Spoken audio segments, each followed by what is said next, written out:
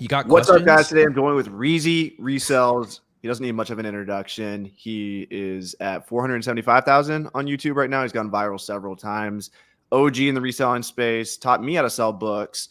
I don't know if he taught Taylor or anything, but he spoke at Miami Sellers Conference last year. He'll be speaking at my little Miami Sellers Conference again this year. Welcome to the Amazon Savages Podcast. Welcome to the Amazon Savages Podcast. Hear the stories of Amazon sellers crushing it in the game and keep up with the latest strategies that are working. Sit back, relax, and remember, if you truly try and work really hard, you will make a ridiculous amount of money selling on Amazon. And I also got my co-host here, Taylor Jones, doing almost $2 million in the last 12 months. Let's do it. Let's run it. Can we get a clap situation here? What's up, brother? Woo! So we're live on YouTube, yeah? No, we're not live. This is a recording. Oh, all right. Cool. Yeah. I was like going to look for the comments right now, and I'm like, where are the comments at, man? No. Just, I guess, I mean, everyone knows who you are for the most part, but if some people are just getting in the game, they might not know who you are. They better want to introduce yourself, and then I'm just kidding.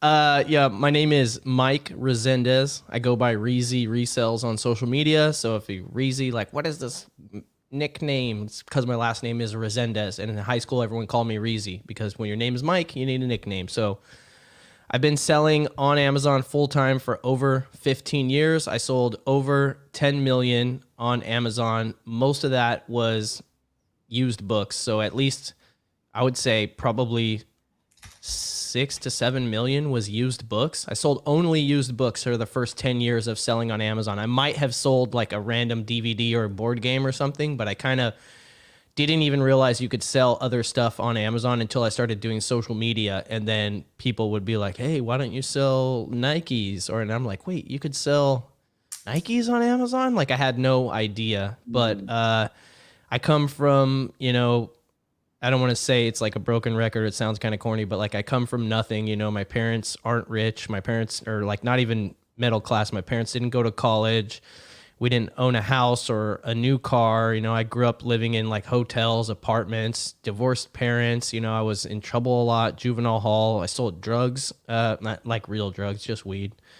But it taught me a lot about sales and business. And I was talking to someone the other day, and I was thinking, I think my first like experience with selling came from door-to-door sales for school fundraisers, like in a young age, like third grade, second grade, like you would go in your neighborhood and be like, do you want to buy chocolates to support our fundraiser or like whatever? But you learn like, it's just more at bats. You don't be scared. Eventually someone will say yes, and I was thinking about how that is very skill building thing or whatever in a weird way. Like I feel like they weren't even really trying to teach you that. They just wanted you to sell some damn chocolate to raise money, but they were like accidentally teaching people how to be good salespeople. Mm-hmm. And later on I was stealing fruit from my neighbor's tree and selling it back to them, and bless their souls, some of those people would buy it. Like some of them would be like, get out of here, you're stealing my fruit. But some people they had to have known, and they would buy it still. Yeah. And you'd get like $1 or $2, and like that's hilarious. Yeah, or like you could have done at least the neighbor's fruit and then sold it to them. Well, I mean, I did that too, but like I was getting greedy. You know what I mean? Yeah, but we used to do, I feel like back in the day there was more like, I remember like walnut trees with walnuts on them, or avocado trees with avocados on them in public, like in the park, in public places where like, if you were out playing basketball and you're hungry, you could go grab an apple off this tree or like whatever. But then you could like take 10 and go try and sell them, or we used to go to like take recycling from the apartment complex where people just put it in the recycling bin, and we would push a cart like a mile to recycle, the 2-liter bottles and get like $20, and then get water or soda and put it in your backpack with like a trash bag and ice, and we would go sell it on the beach or whatever, because I live in a tourist community. We would go to the donut shops. They have like the last half hour of the day before they close. They close at like noon or so, or 1 maybe, donut shop. The last half hour of the day, you can get like a whole box of donuts for like $3. So normally a donut would be like $2 or $3. You get like 20 donuts for $3. And then we would go to the church where the AA meetings were happening, and we would sell donuts for $1 to people that were standing outside the AA meetings or whatever. Like I've always been a hustler.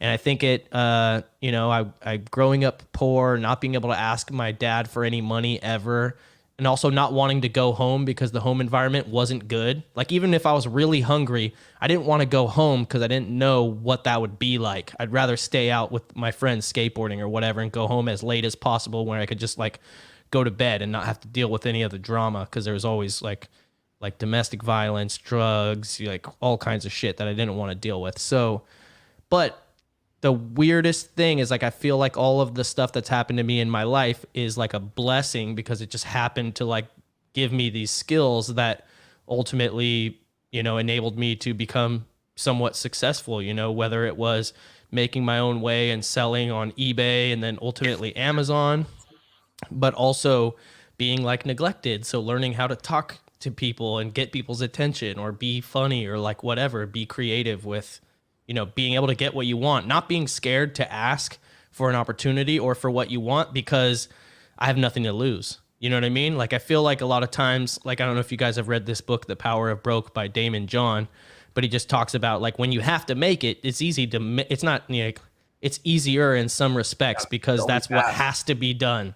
It's not like if it doesn't work, I just go home with my mommy and daddy. If it doesn't work, you're homeless again. And you know what that's like, and you don't want to do that. You know what I mean? And so like I've been hungry, you know? And so I don't know. It's kind of that thing of, you know, like the worst thing that happened to you is the best thing that happened to you. You know, this is kind of random, but people, I've heard stories like yours before, and people tell me like I literally didn't have food, I didn't have a place to sleep. And as you know, I voluntarily lived in my car. And I can tell you, never once in that journey living in my car was I was like, I don't think I'm gonna have food, because I always had my credit card and there's always fast food, and I'm like, right. I can always get fat. I never once had that feeling in my car. I don't know if I'm gonna get another meal.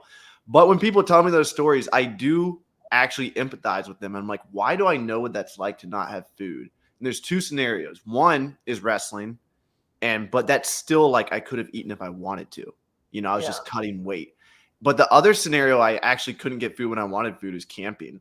And my parents love to camp, and we go camping like every other summer.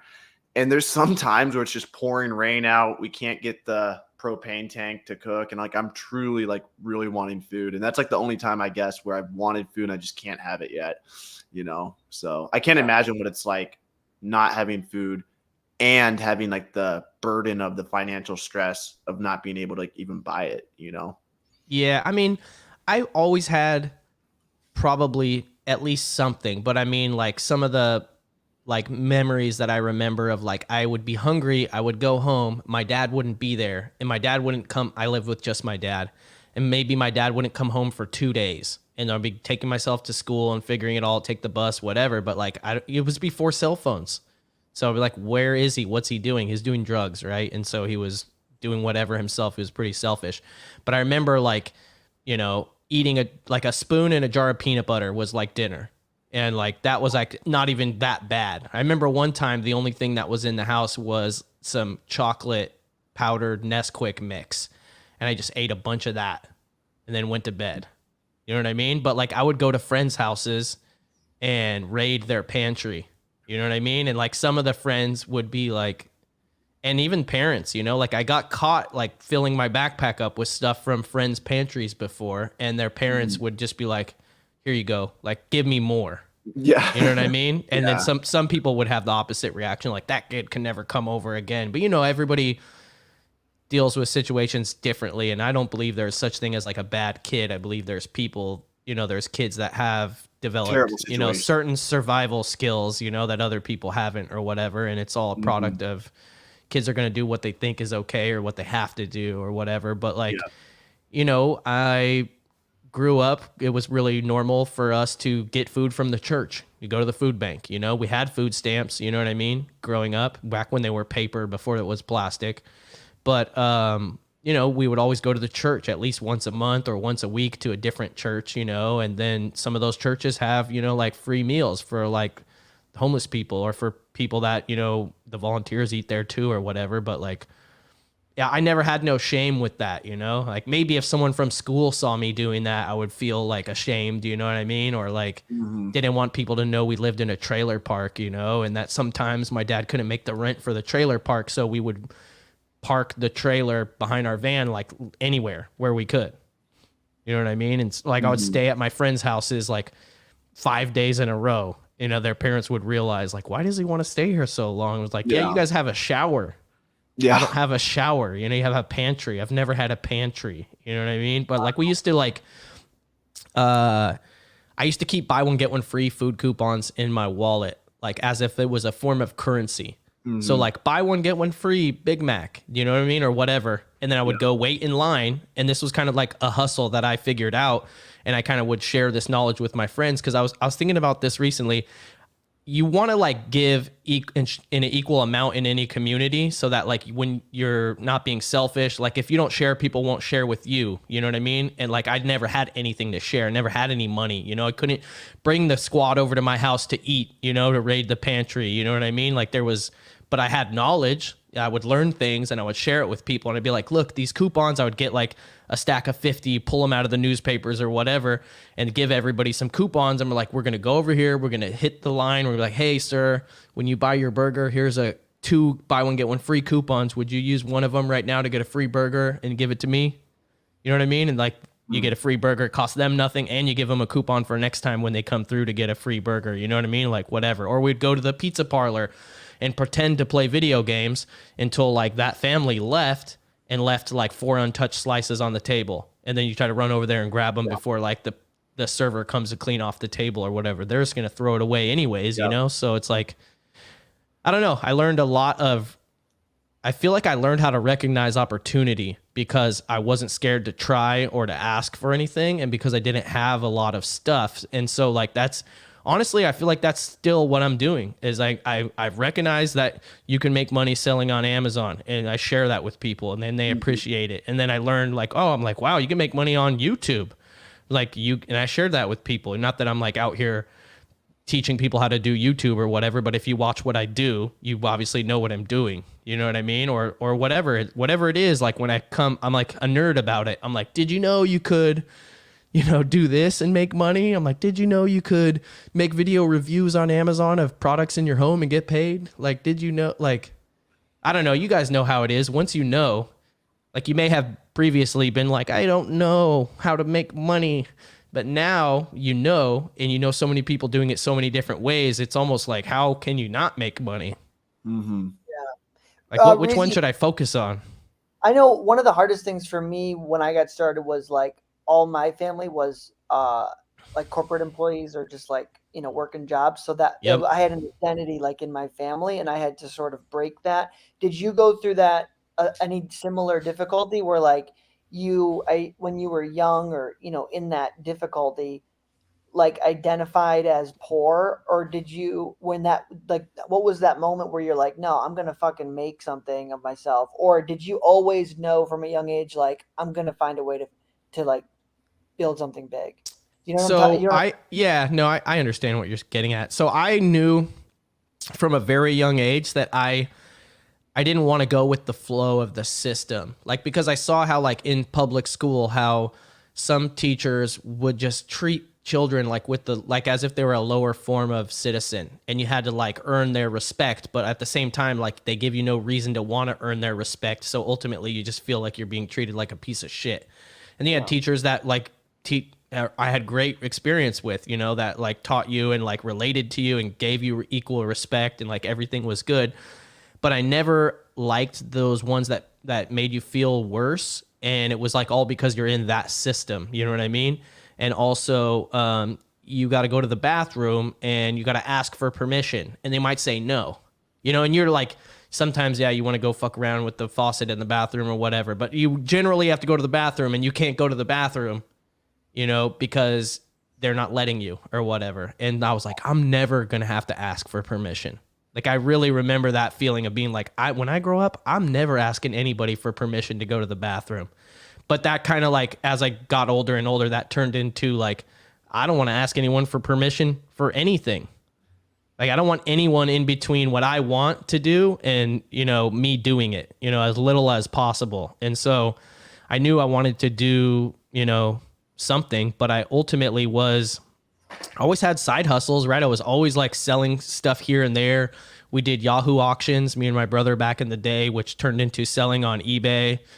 And we would do like, I mean, even before that, we were like filling surveys out on the internet for like a small amount of money, you know, like just random stuff, any way we could make money. And then as I got older, I sold drugs or weed, I guess. I feel like you need to stipulate it so people don't know you're selling real drugs, like things that are basically legal nowadays, I guess, in most states.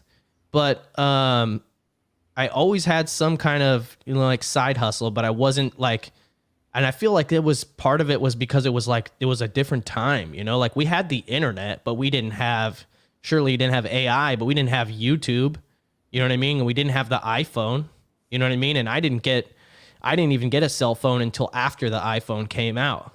Like if pre-iPhone, I didn't even have a cell phone. I used to go and to the thrift store and look when I'm buying stuff that I don't know. Like before I was scanning stuff, I would buy like only things I knew about, like video games and electronics, you know?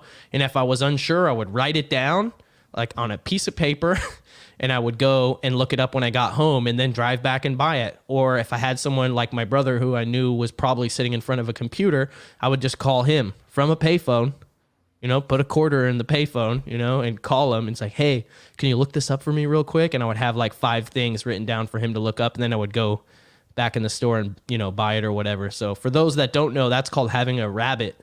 Back in the day when you knew someone, you had someone who was always on front of a computer that you could call, that's called having a rabbit, like someone you call to figure stuff out for you. Now, you know, we have technology. So, but it wasn't until I sold used books on Amazon, because prior to that, my best eBay months were like maybe $1,000 a month, but I was making on average probably like $500 a month. And I would say, I would classify it as grocery money. Like I would make enough money in a month to pay for groceries through selling stuff on eBay from yard sales and flea market and thrift stores.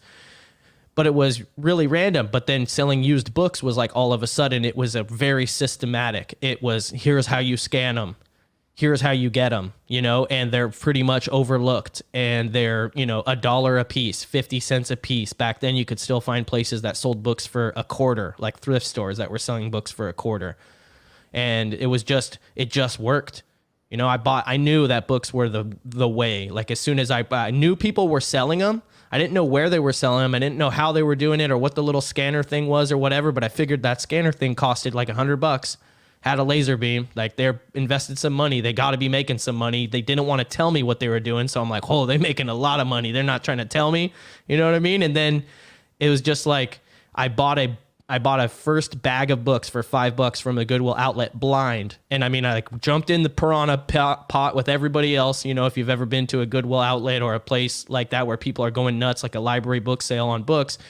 And then I got my books and then I went through them and I was like, this one, maybe this one. Yeah, we'll get this one. But literally, no, I have no idea to this day how I was discerning like what I thought was a keeper or not. But just by blind buying a bag of books for $5, that first bag was worth like 30 or $40 profit.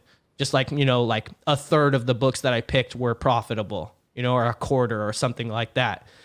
And I was like, wow, like right away, I was like, this is it, babe, you know? And so and it's not the first crazy idea I had or tried. I had a lot, you know what I mean? I've tried a lot of different stuff, but my wife is always really supportive of my crazy ideas. And so I was like, hey, this book thing works and I could buy so many more books every day, but I need more money. So I'm going to take the grocery money. Like I'm going to spend the grocery money, the $500 that we spend on groceries. I'm spending it on books. Promise you it's going to work out. Things might be tough. And so we went to like more churches than usual to get food, you know, like we might have like done the disguise switch and went back into the same church twice, you know, and we ate at the homeless shelter a couple times because we just didn't have much food, you know, and it's good food, free food 3 times a day at the homeless shelter. And I grew up knowing that. So to me, it's not that you have to humble yourself, you know what I mean? But it's food and it's there every day, you know, and like, so we did that, and within the first year, we sold over 10,000 books. You know, merchant fulfilled. FBA wasn't out yet. And so what year was that? I don't know. I'm getting too old to remember exactly. It was like 2008.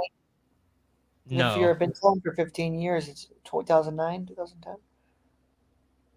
Yeah, I guess. I don't know. I don't want to do the math right now. But the moral of the story was it just worked and we went full steam ahead. And it was like, you know how books are? It's like you're doing good generally, you're making good money, but then like when August comes and when textbook season comes, that's when your bank account grows by like a large lump. You know what I mean? And then it was like, we went from living check to check to having 10 or 20 grand in the bank after the first year, and like being like, wow, we're doing pretty good. But what's crazy is that I didn't even know about being a pro merchant seller. So I sold over 10,000 books my first year, and I was a free seller, and I could have saved $10,000. I could have had $10,000 more. That's why you're so adamant about it. I used to listen to your videos where you'd be like, you're like, don't go pro until you're selling 40 a month. But after you're selling 40 a month, you're wasting your money by not being a pro because you're paying $1 per unit. Right. And I think my approach to teaching stuff is a little different because I kind of focus on like how I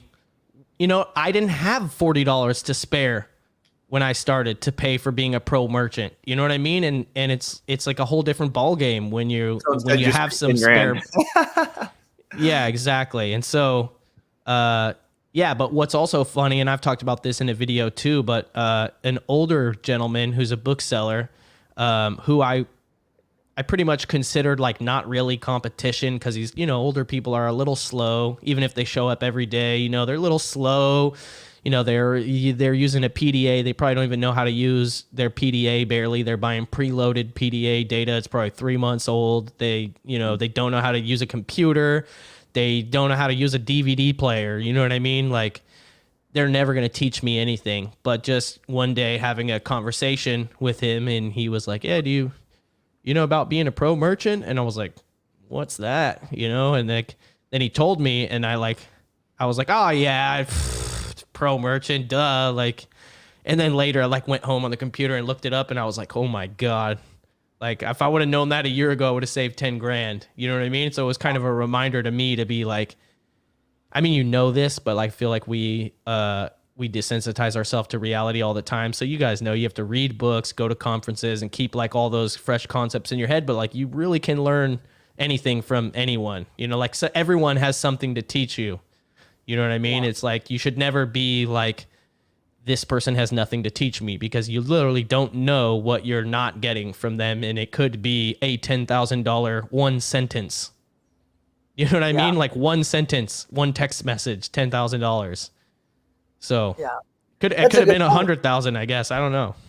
Yeah, that's a really good point, Reezy. How important, even for you, like, and I don't know how much of your business is social media versus Amazon and the coaching, but how important would you say, or helpful has it been for you and your business, like going to events like, the Miami Sellers Conference or other conferences? Oh, it's huge. So as far as, and I can answer that, I guess, from both perspectives. So networking in person is the most valuable thing you could ever do, because it's like, imagine I never met you in person, Taylor, and we never did a face-to-face. I would know you're Avery's good friend, and I know Avery, and I might follow you, and we might talk a little bit, but like every once in a while, people clear out their social media. You're like, you get too many followers, too many following, you know what I mean? You want to use it yourself as well, and you need to like trim it out, you know what I mean? And so when you trim it, like, who's this person? Unfollow. The people you met in person in real life, and whether you had a drink with them at the bar or not, or you went to lunch and had a good conversation, those are the people you don't unfollow. Do you know what I mean? And so the face-to-face networking is huge, because it allows you, it's like a cheat code for building long-term relationships with people from online. It becomes much more than just a person from online, whether, and sometimes you might only know someone from like their profile picture. You see them in person and they look nothing like their profile picture. You know what I mean? Like, and I mean no shade at all, but a great example of this is Warner, Fields of Profit. His profile picture that he uses is like from college or something. He has short hair, clean haircut, glasses, and then he shows up and he looks like he's fresh off the Grateful Dead tour. Do you know what I mean? He's got long hair. He looks like he's burning Nag Champa incense. You know what I mean? He looks like a hippie. Not in a bad way. I love hippies. Where I grew up, it's part of the culture. But I'm just saying, it's like, and if you don't meet people in person, you never really get like a deep connection with them. But what happens is when you make a deep connection with people, they support you in whatever you're doing and they want you to win. So like I just dropped a YouTube video the other day and I saw that Miles and Warner commented on it and like left thoughtful comments to where I could tell they actually watched it. And I mean, maybe they would have watched it prior, or maybe they're big and busy and doing their own things now. You know what I mean? But I feel like I got a little bit more support from them because I have met them in person. You know what I mean? Yeah. Or like, and the social media part of it is more of my life now, and more of my income is social media, helping others, etc. I still sell, but I make much more from teaching than actually selling. And so like it means a lot to me to have people share my YouTube video or to comment, you know, or to like retweet it or like whatever, you know, like that really helps me a lot. And the business growth side of that is like you could meet someone who is like, hey, do you know about being a pro merchant? And like, sure, I can tell you on YouTube, but you don't absorb everything. You know, like sometimes a different person says the same thing to you and it just clicks. And like that can happen, or people can just drop golden nuggets, or like you make a little three-way message with two people that you met at a conference, because inevitably when you go to a conference, I always find that there's like one, two, maybe like three people that you kind of like meet and hang out with mostly. You know what I mean? It's a little different when it's your conference because you feel like you have to go around and, you know, schmooze with everybody. But when you're attending a conference as an attendee and like you go solo, you know, you'll find someone that you resonate with who also probably came solo. And then you guys become like, you know, best friends over that trip. And then you have a message. And then it's like, who knows what kind of value you're helping each other out with. It literally could be sharing a product with you, sharing a supplier with you, sharing a strategy with you, sharing a book. Like, hey, did you read this book? This book was amazing. And then you listen to that book and it like changes your whole life from a book. You know what I mean? Or it could be, I mean, I'm just making it up now, but like maybe you're not even reselling anymore and that person is in realty and you need to know what to do. And you're like, hey, like I saw you're doing realty. Like, is it worth it? Now you're doing realty because you met someone at a conference before that you trust and you made a deeper than surface level connection. And now they're doing something else and you know, you can trust them. This is very important because you can fake content. You know what I mean? You can fake authenticity, like on a live, it's harder, right? Or a podcast or something, it's like harder. But in a curated content, it's like, you don't really know. But when you meet someone in person and you can look in their eyes and like see all the way to their soul, you know what I mean? You know, like this dude's legit. And you know they wouldn't ever do anything like to harm you or whatever. So like I don't know, it's just like, you could tell me something, but if someone who tells me something who I met in person and I trust, it's a whole different ball game. You know what I mean? Yeah. So it's like you always learn at least one thing from every conference you go to, or like whatever it is, usually more, but there's always one nugget that you take away from like the speakers or whatever, at least one, at least for me. But the value, what I consider the value is the people that you meet and the conversations that you have with those people, usually like maybe at the bar, at the hotel, you know, not with everybody. You know, you meet people, they share stuff with you that they wouldn't always share openly or whatever. And it's like if conferences have videos, I always buy the videos because I want to be in the hallway. I want to be in the hallway when the people are speaking, because the people who are in the hallway are like the people who are speaking next, or are the people who are so skilled at business for that niche that they don't feel they need to be in there to absorb the content. Do you know what I mean? So now there's more likely that people in the hallways when people are speaking are like high rollers, or we like might have to cut that out because we don't want to advocate for people to be in the hallway during our. No, we gotta get a hallway monitor now.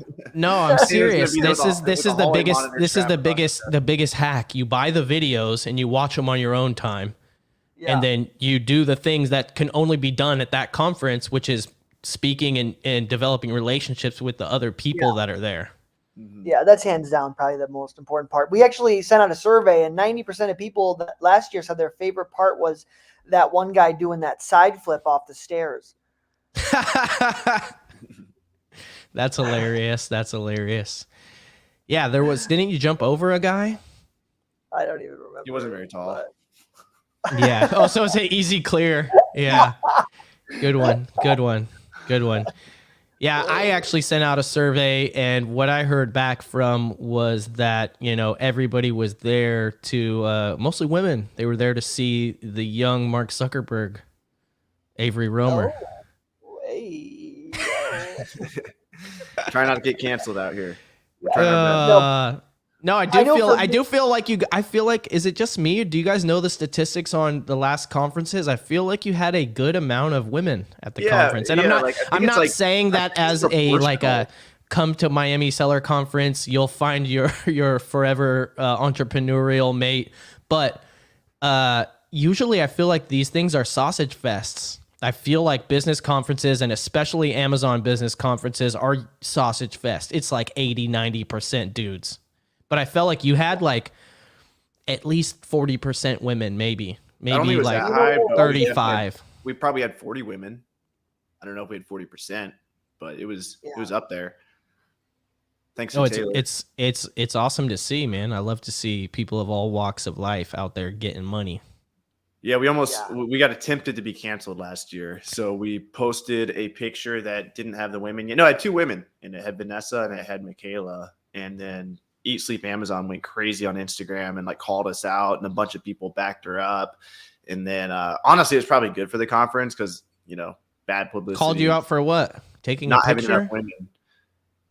And I'm like, in this picture, there's probably 12 people. 2 of them are women. What do you think the proportion of women selling on Amazon are? I bet it's about that. I mean, it is 50%. What it is. I'm not a fan of like diversity and inclusion hiring or whatever. You know what I mean? Like, it is what it is. I want the best person for the job to get the job. I don't think we should. I think that's like racist or sexist to say you should be bringing people in just because you're cool. You don't have enough Indian people in here. You don't have enough Asian people. You don't have enough women. Like, it is what it is. You know what I mean? Not all vibes are the same. You know what I mean? Like, I could think of a million situations where the people in that situation are skewed to a certain direction, whether it's all women or all men or all people of a certain race, and nobody's asking for anybody to be like, I want to see more white people in the NBA. It's not fair. Mm-hmm. Nobody wants that. You know what I mean? So it's like, I don't know. I think people nowadays, some people love to argue or engage in that type of stuff, and that's like what their content feeds are. You know what I mean? Yeah. This year, she was posting like really strong opinions on what's going on in the Middle East right now with Israel and Palestine, and I'm just like, okay, she just like jumped to the next topic, and now this is what she's obsessing over. But last year, hopefully, she'll give us a shout out again this year. Yeah. We'll see. Yeah, I mean, we could talk about stuff too, but it's just like I choose for a lot of stuff. I would just rather be like, we could have a light conversation about some stuff, but then some people are just so strongly opinionated about stuff, and maybe they know way more than I do or you do, or either way, or whatever, or both, that it's just not worth it. And it's just like, look, like, I can neither confirm nor deny these allegations. Let's move forward. Yeah. No, I think when people's voice in their when people self-talk with themselves is conflict all day, that's what they look for online, is just more conflict. So, it'll be a good year. Yeah, I had a similar, or I can back up your point though, Reezy, going back to like 5 minutes ago. Like in the wholesale game, they always say like, oh, just like reach out to some more suppliers, like Google, just like reach out, Right. And I've been hearing that for over a year, 2 years. And I'm just like, yeah, but that seems like a waste of time. Like, how do I know? Blah, blah, blah. And then I had a friend at the conference that I ended up meeting in person out in Salt Lake, Kingpin. And I knew some of the products. Shout out Jacob Albor. Yeah. And I knew some of the products he was selling, and I knew that he was making good money. And then he told me the same thing. He's like, dude, I'm just calling suppliers all day. And I'm like, okay, that's what I'm going to do then, but I had heard that same piece of advice from other people that I didn't necessarily trust. And I'm like, that's kind of bullshit. But then when I heard it from him and I knew that he was actually doing it and we had met in person, I'm like, okay, that's exactly. And that you knew some of his products. So that's the key thing here that I think that's worth, that I didn't mention, that I'm really glad you did bring it up, is that when you meet people in real life and you trust them, they're more likely to share their products with you. Because it's like, I could say online, here's my product, don't steal my supplier or don't sell against me or whatever. But it's like, I don't really know you.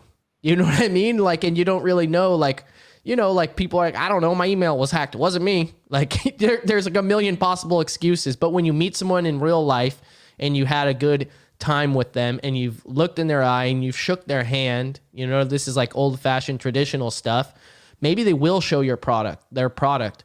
And I don't know if everyone's like me. I think everyone to a point, but I could tell you exactly how to do something, but to be able to see that piece that no one would share publicly, that solidifies it, that's like, oh shit. Like even for me, like when I found a copy of Gary Vee's book, I read the whole thing. I was like, oh wow, I'm an idiot. I'm not going to be a Casey Neistat. I'm going to be like a finance educational YouTuber, and I'm going to teach people everything I know about selling books that could change their life. Like, duh, I'm an idiot. Let me set up this whole Reezy Resells thing. But I had a friend in town who is a YouTuber and had been YouTubing for like 5 years at that point. And at the time, he was making really good money. This was before the adpocalypse happened, the first one or whatever. And I was just like at the skate park with him, and I was like, hey, like I'm thinking about really trying this YouTube thing. Like, what do you think? And he pulls open his phone, opens his bank app, and shows me a deposit of 20 grand from YouTube in his bank. And he's like, it's real. You should do it. And that's it. That's it. So it was like Gary Vee gave me all the knowledge and like put me really on the precipice of going all in. But I had one person I knew that I could trust that showed me the money. You know what I mean? They Jerry Maguired me, and I was like, that's it. That's all I need. You know what I mean? So, and I think part of that is seeing someone who is similar to you.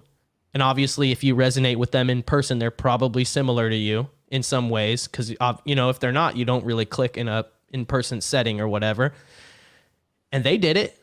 So why can't you do it? You know what I mean? Not only do you know how to do it, and they said, yeah, that's how you do it. Here's it working for me. And then you're thinking, I think we're all a little bit competitive. So you're like, if you do it, I could do it. And after that, it's just a matter of trying and not giving up. Because if you know it's going to work, it makes it so much easier to commit to trying until it works without giving up. Because when you don't know it's going to work or you don't have faith, and then that same strategy is like, how long is this going to take? You know what I mean? But like, yeah, it's a big question mark. But when you know that it's like, oh wait, this person actually had success too, and they're not any smarter than me. It's like, okay, it's only a matter of time. That's like the automatic assumption. Yeah. And I'll share like that's how I did it. Go ahead. Like for example, I also do print on demand, like merch on demand with Amazon or on Etsy or whatever, and it's basically just making very basic novelty t-shirt designs that appeal to people, like, dog mom, and take that shirt and put a silhouette of every type of dog breed on there. You know what I mean? Dog dad, dog. That's like 80 shirts. That's like 100 shirts. Dog mom, dog dad, dog papa, dog mama. You know what I mean? Like times all those designs by all the different breeds there are and the different font styles or whether there's like 400 designs probably. But you could tell people stuff like that and like how to make it show up in a search so that it actually sells or whatever.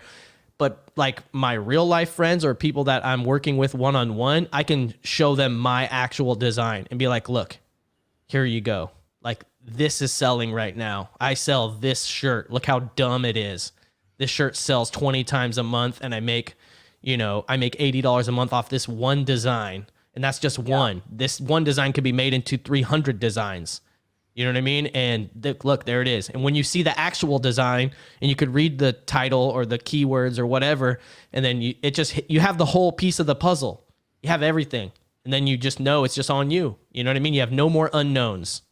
And I think that going to a conference and meeting people, I mean, because think about it, like we're all weirdos. We're all straight up weirdos. Most people don't do what we do. Most people don't look to the internet and try to make money off of it. Most people use the internet to distract them while they take a shit.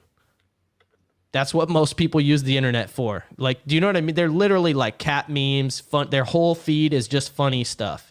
Not anything that's going to level them up ever. It's just time waste. It's like America's Funniest Home Videos in their pocket. Right? Yeah. But we are trying to educate ourselves. We read self-help books. We listen to podcasts like this from people that are dropping knowledge. Not everybody does that. Like, yeah, I would love to know the percentage. What percentage of people even know that self-help is a thing? You know, or read business books, or think that, you know, like I've helped people enough on YouTube to where people are like, maybe they're not doing Amazon or whatever, but they're just like, before I saw you on YouTube, Reezy, I never really even considered the idea of an alternate way to make a living, aside from what society has taught you, which is get a 9 to 5 that you hate and suck it up, or, you know, maybe invest until you're bleeding through your ears in debt and go to college. And then maybe you like that job, or maybe you still end up working at Dairy Queen, even though you have a freaking associate's degree or whatever. Right. So it's like, I don't know. We're weirdos. You know what I mean? And there's not that many people around you. I know I don't have anybody in my local area that I can go to and meet regularly with and talk about business.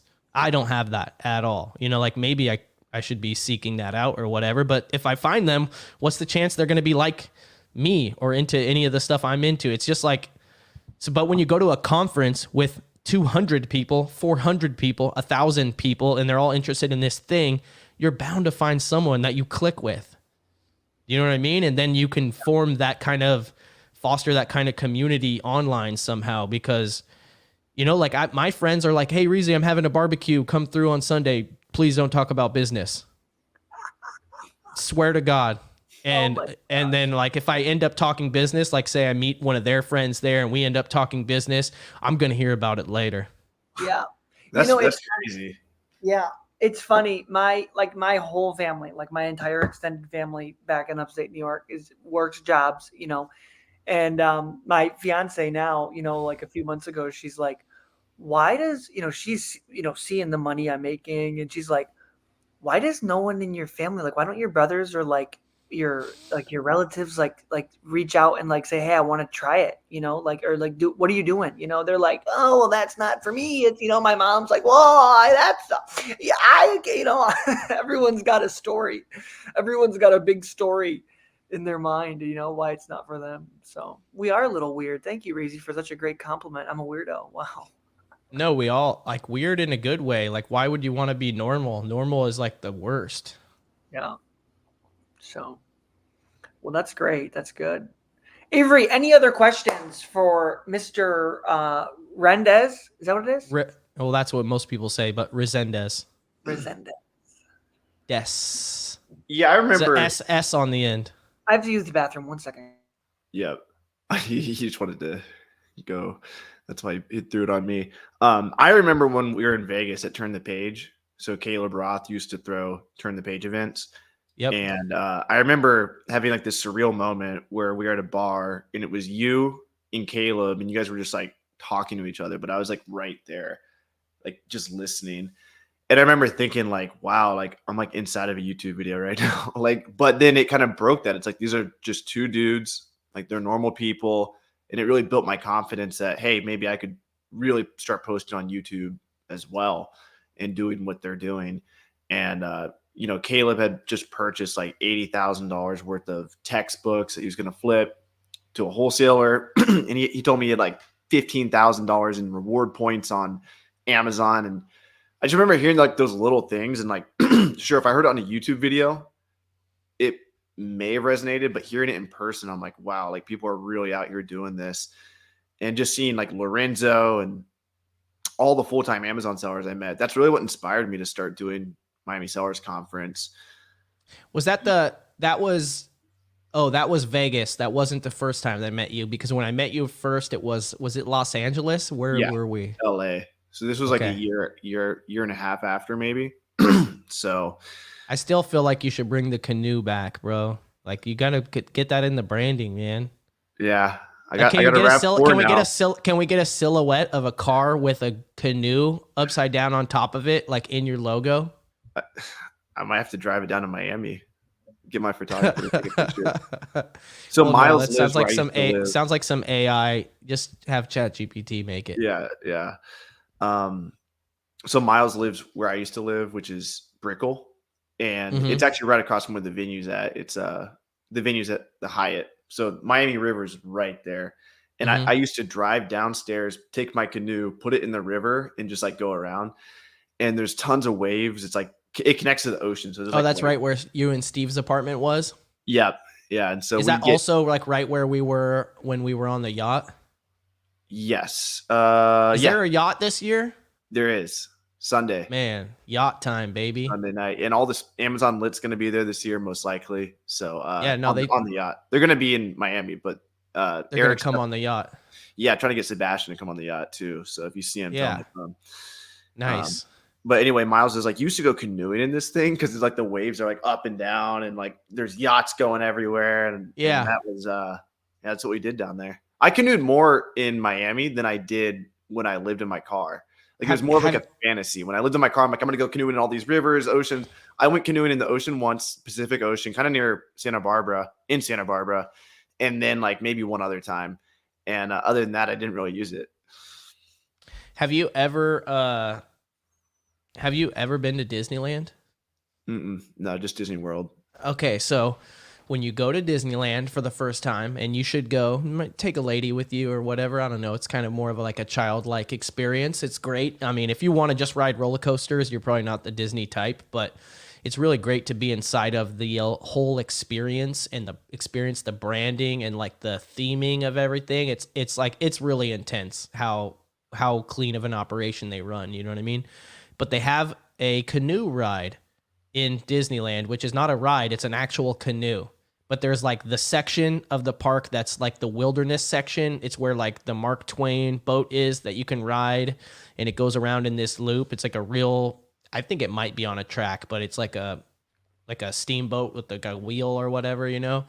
They also have canoes that you can ride, or ride whatever. You literally go wait in line, and they fill up a canoe, and they have like the ride operator, you know, and everyone has a paddle, and he's like, and you paddle around this, I don't know, quarter-mile loop, eighth-mile loop, but it's like depending on how good everyone paddles together. And sometimes people get on and they're not trying to paddle at all, and like you can't force them to paddle, you know what I mean? So it might be just like 2 or 3 people like doing all the work or whatever, but yeah, you got to do it if you go, man. You'll appreciate it. It's I've done some wild like one of the funnest things. I've gone like me, Steve Rakin, college picker, and one of my best friends. We went camping in Minnesota, and there's this river. There's rivers all over the place up there, and there was this one like river that was like whitewater rafting grade river, and I just went down the canoe in it, like up and down, and I was wearing the college picker's GoPro, and we recorded the whole thing. But I've just done so much crazy shit in my canoe. Did you put that on your YouTube channel? I never even got the footage. I forgot to get it. I don't even know if he still has it. But I should. You better call that back, man. I want to see it. He recorded me from the side too. It would have made a really good video. But yeah, I was slacking. Yeah, that's great B-roll for like, you know, life can be tumultuous. Life can be up and down. Hey, how about this? I thought about this last night. I don't know if anyone's ever said this before, but last night I was having an in-depth conversation with ChatGPT, which I do often nowadays. Literally just talk to it like it's a human. It's kind of insane how, you know, like, hey, I'm thinking about this. Like, what do you think? Like, how could I make this into something that would be worth like, and then also I tell it like it knows who I am and what I do. And so the results are like based on that, you know, it knows my goals, you know what I mean? And so, but I was like, I came up with this phrase of turn a what if into a what is. You know what I mean? Because like, a lot of people are like, well, what if? And it usually gets used in like a bad context of like, what if it doesn't work out? You know what I mean? But instead, like a lot of people also have like their dreams or whatever and they think about it, but they don't actually take an action towards it because they think it's like not real or it's not possible. Mm-hmm. You know what I mean? But like, fuck that. Turn a what if into a what is. So did you just phrase the question differently, or are you even asking it a question? No, I was just asking it about, we were talking about some stuff, and then it like gave me some stuff that then gave me another idea, which was completely different. And then I was like, what if, what is? And I was like, oh, that's sick. Like, you know what I mean? Like Tony Robbins, I think, has one where he says like, he's talking about goals and setting goals, and he's talking about turning the invisible into the visible, which is kind of the same thing. But I just feel like all those little bars, like philosophy bars or whatever, you know what I mean? That like, they just hit differently, you know? Like I could just say like, yeah, set goals because it will help you achieve things in life. Or you could say, you know, turn the invisible to the visible. You know what I mean? And you're like, it just hits harder. It stays with you more, Mm-hmm. Yeah. Little motivate. I guess I, I'm lo- going I love full guru mode. I love the phrase "seek and you shall find." Oh yeah. Ask and you will receive. Mm-hmm. Closed mouths don't get fed. The Yep. squeaky wheel gets the grease. All Damn of right. those are all good, man. I honestly live my life by that. By that, like ask and you will receive. The squeaky wheel gets the grease. Closed mouths don't get fed. And I think so many people could get so much more out of their life if they just let the universe, including the people around them, know what they want out of life. But because you don't get it. People don't know you want it. People don't know that's a goal that you're trying to get towards, because otherwise people would especially if it's not much effort for them to like nudge it in the right direction, you know what I mean? Towards, you know what I mean? I mean, even on a relationship level with my wife, I struggle with some of this stuff. And I was telling her last night I'm helping her make dinner and stuff. And I was like, yeah, thanks for letting me know that you needed help with dinner so that I could help you. Because like, obviously I should be an attentful husband and help, but I'm really stupid sometimes and I'm highly distractible and always have a million things to do. So it's easy for me to not know that she needs help and then just like go do whatever I'm doing because I have a million things I could do at any given time. But if she tells me, hey, I need help, or even if she's just like vocal about complaining about like how it's late and she's making dinner and she's behind, like whatever, I can then jump on and help her. But I like last night, I made a point to be like, hey, thank you for bringing it to my attention that you needed help so that I could then give you the help. Yeah. But I also, I'm sure she doesn't want to hear it because they just, your spouse thinks you should know everything, but I was like, look, I'm stupid as hell. Yeah. And the more you bring it to my attention, like the more likely I am to help you accomplish this task. Mm-hmm. And I think the whole universe works like that too. Yeah. I've been reading a book on leadership, The Culture Code, and it talks about like if you want to have, I guess it could be a one-on-one relationship, but it's more talking about a group setting. If you want to have a healthy group that's productive and gets the goal done, whether it's a wrestling team and you're trying to win a state championship, whether you're running a team of VAs for your Amazon business, or like me and Taylor and Kate doing Miami Sellers Conference, you want a culture and an environment where nobody's afraid of anyone. So the people you're leading aren't afraid to tell you, hey, that's fucking stupid. Like you want Right. that, you want them to always be able to voice their opinion because otherwise they slip underneath the rug. They're like, oh, I don't want to piss Reezy off because he's going to be mad. And then all of a sudden you're living like a lie. I think Taylor had to go. Yeah, that makes a lot of sense. That's like how, businesses can be so out of touch with their labor force or their employees that now they have a union they have to deal with and union representatives and like whatever, just because they didn't know what their employees wanted or what their needs were to make it, a good situation. So it got so bad and the communication so poor that we have to make a union with like legal representatives that like, now you got to, these are our demands, you know what I mean? But it's like, it shouldn't get to that.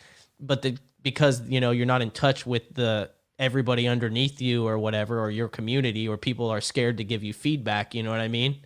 Mm-hmm. Like, and I, as a teacher too, I'm always learning and I'm always telling people like, here's how it is. Like, if it's not to your needs or you need something else, let me know and I will fix it. I'll make it better. You know what I mean? If you're not getting what you want or it's not what you think it should be, let me know so I can at least have a chance to deliver on that. But if you don't let me know, I'm not a mind reader. Yeah. You're like ChatGPT. You got to have the right inputs in order to get the right outputs. Yeah. I mean, I guess that makes sense. Yeah. All right, brother. I got to run a wrestling practice, but thanks so much for coming on. You guys can follow me at Reezy Resells. I'll link your YouTube below. Anything else you want to plug? Yeah, there's this really cool conference called Miami Sellers Conference. I don't know if you've heard about it.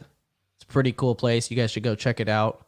Also, I'm relaunching my Discord on this. I don't know when this podcast is going to come out, Next week or so. It'll probably have been launched by then. But if you want a free 30-day trial of my Discord, which is normally $100 a month, it is not to learn how to sell. It is to help existing sellers sell and find more items to sell on Amazon and eBay. It'll knock your socks off. Give it a free 30-month trial and see if it helps you make 30 any month. money. What? 30 month or 30 day? No, 30 day. 30-day 30 trial. month. Whatever I said. It's a free month trial. Is normally $100. We're gonna do the free month for a while since we just relaunched it or whatever. Invested a good amount of money into it. But come check us out. There's a link on my website for it, or in any of my links in bio. Otherwise, I'll see you guys on YouTube. Much love. Peace. Peace out, Avery.